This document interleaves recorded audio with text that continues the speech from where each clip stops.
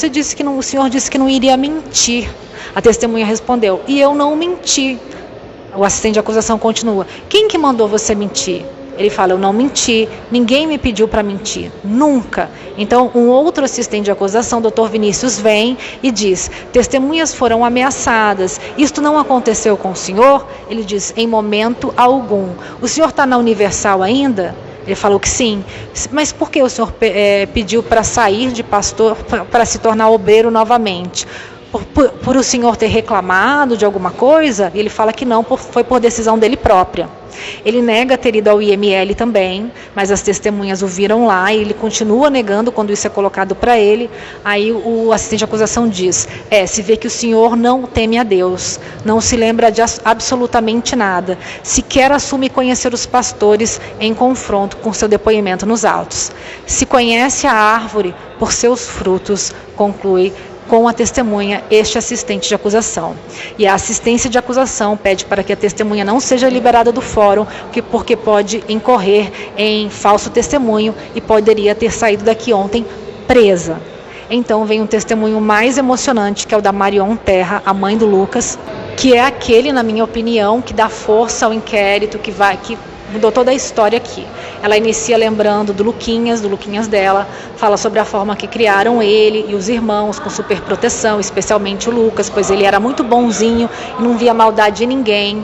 Sempre teve aquela coisa com a religião, ele ia comigo na igreja, me acompanhava, ele era o conselheiro da família. Ele disse: mãe, a senhora é uma mulher de Deus, tem que acreditar na eternidade. Na ocasião da perda da sua avó materna, mãe da Marion Terra, né? Mostrando que o filho tinha já uma grandeza e uma sabedoria espiritual.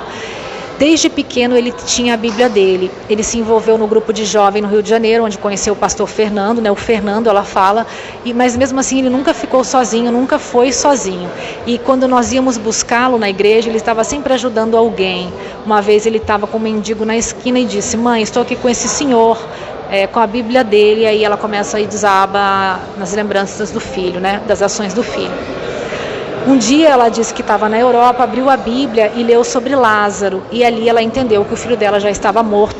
Ela já estava esperando as passagens, comprou as passagens e disse que foi a viagem mais longa que ela fez na vida. Ela queria chegar, abraçar o Lucas, ela queria abraçar o Lucas. Gente, não tinha um Lucas, tinha só um corpo carbonizado, mas na ilusão da mãe, né?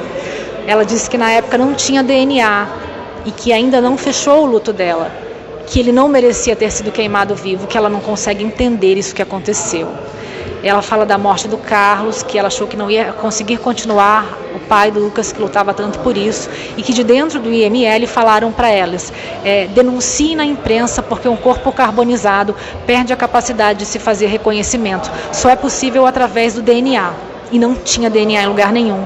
Aí apareceu o primeiro laboratório no Brasil que fazia DNA em corpo carbonizado. 42 dias após o corpo do Lucas ter sido encontrado, foi feito o DNA e comprovado que era do Lucas. O Fernando era o pastor que ele mais admirava, ela falou, e de quem ele queria receber a tal gravata de obreiro. Ele queria ser bispo e era obstinado. Ele não queria sair do Brasil sem receber essa gravata. Ele tinha plena confiança no Fernando e por isso ele ficava atrás dele sempre, acho que insistindo ali para ser obreiro e tal. Diz que na Universal existe o bispo maior, que ninguém toma decisão nenhuma sem autorização dele. Aí o promotor pergunta: quem é? Aí ela disse: o bispo Macedo, o Edir Macedo.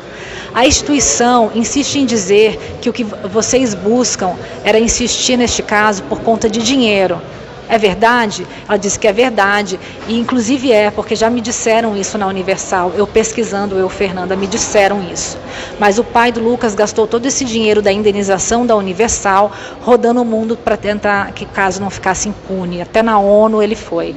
Nós até fizemos um livro, disse ela, e distribuímos aos montes. Às vezes nós vendíamos, às vezes eles distribuíam conforme a situação. Que 5 dias depois do desaparecimento do Lucas, fizeram uma reunião com 800 obreiros, que o Fernando era o líder, e ele os proibiu que ajudassem o Carlos Terra, o pai do Lucas, a procurá-lo. né?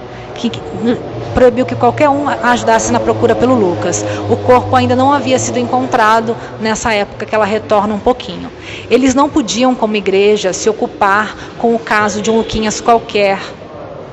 Ele disse isso para mais de 800 pessoas. O requinte de crueldade, a forma que eles se livraram do corpo, me indigna, disse a Marião Terra. Aí o promotor diz: Cordeiro de Deus, que tirai os pecados do mundo.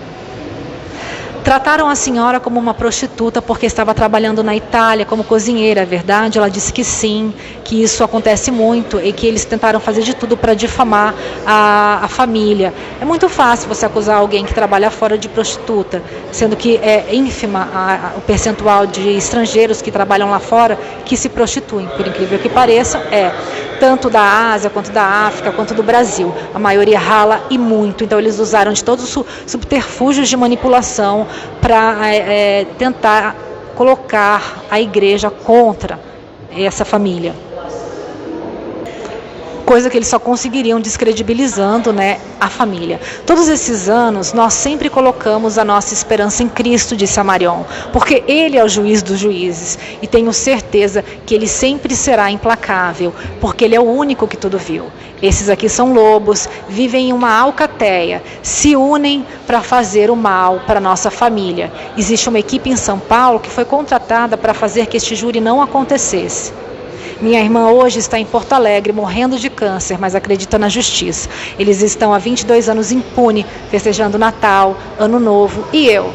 O que eu quero? Eu quero pena máxima para eles. Nós éramos o pai e a mãe pobrezinho. Eles acharam que iria ser fácil, queríamos desistir, queriam nos intimidar, cansar, mas isso não aconteceu.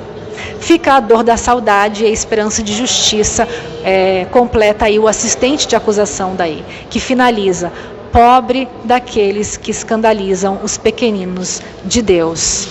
E então vem o tal pastor Beljair de Souza Santos, que a última testemunha, foi a última testemunha de ontem, que é o pastor assistente da igreja de Pituba. Ele disse que ficou 1 ano na igreja de Santa Cruz e que as igrejas todas prestavam contas todos os dias, depois do culto, da regional de Pituba e de Pituba na catedral e assim por diante. Isso era sagrado, não podia atrasar, não podia pular dia, nada. Ele disse que não conhecia o pastor Joel, que não conhecia muito bem o pastor Galiza, que não conhecia muito bem ninguém. Fiquei surpreso e chocado com o desaparecimento do Lucas. Fiz uma oração com os obreiros, mas nunca expulsei nenhum deles, como eles relataram.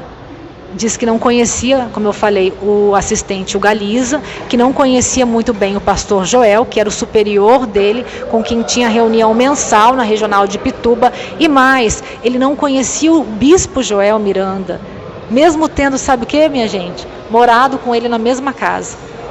Ele teve a capacidade de falar que não conhecia muito bem uma pessoa que ele morou na casa por um bom tempo. O senhor disse que incentivou os obreiros a procurarem Lucas, mas aqui em seu depoimento o senhor disse que não sabia de nada. O senhor disse assim: soldado morto a gente não volta para buscar, porque a guerra ficou para trás. Um Luquinhas qualquer, o senhor falou isso aqui.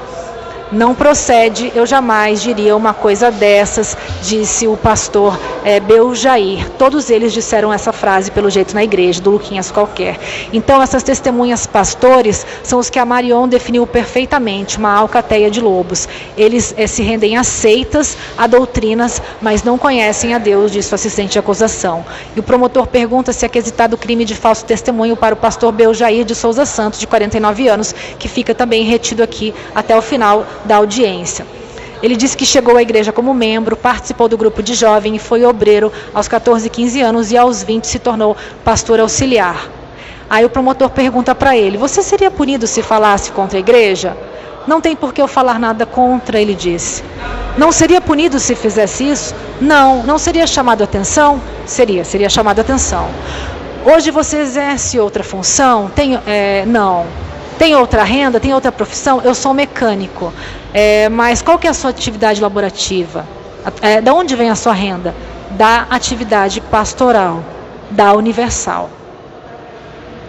Beljair de Souza Santos pediu que fossem procurar por Lucas, depois mudou completamente de postura dias depois. E, gente, os testemunhos de hoje, dos bispos, vocês vão ver, são bem polêmicos. Depois tem as obreiras, a mulher do bispo Joel, que eu vou trazer depois na live em seguida a essa, um pouquinho mais tarde. Como eu disse, em dia de júri, não tem horário, não tem esquema, não tem cronograma. Quando está acontecendo